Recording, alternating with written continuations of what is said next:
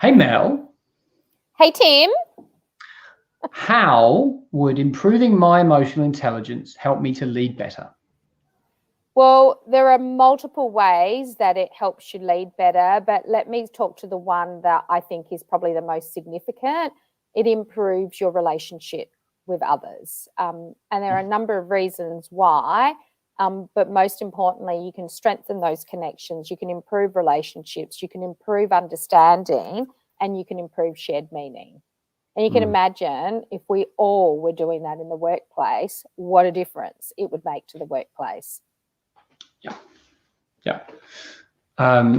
Yes. Give me more of that. And I think especially in these VUCA days and in this COVID era, there is like the emotional tolerance level is just very, very different to what most people are used to. And I would anticipate that most people that are leaders have experienced heightened amounts of emotion themselves and have experienced receiving it back from their teams.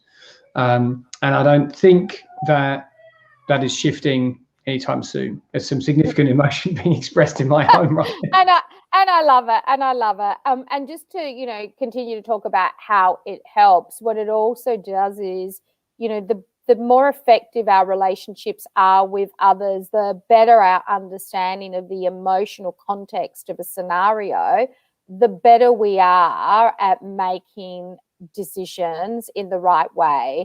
Mm. And so, the better our decisions, then you can imagine what that does to a person's confidence, the better you kind of feel about yourself. And then it's a domino effect from there.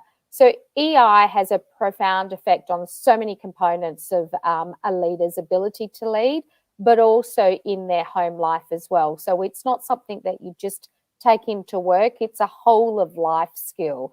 Better decision making makes me feel better about myself. If I feel better about myself, my confidence lifts. I might feel a bit more happier and satisfied, and generally it's, your quality of life seems to be heightened as well. So there are so many ways that EI can help leaders. So that does sound like a bit of a kind of a fix all. But the thing is that kind of impacts on almost everything that I lead was going to is, right? Yeah, I was going to say it's kind of hard to just say this is all that EI does, because that's not all that it does. Yeah. It does have an impact on so many different elements. It has an impact on trust in teams.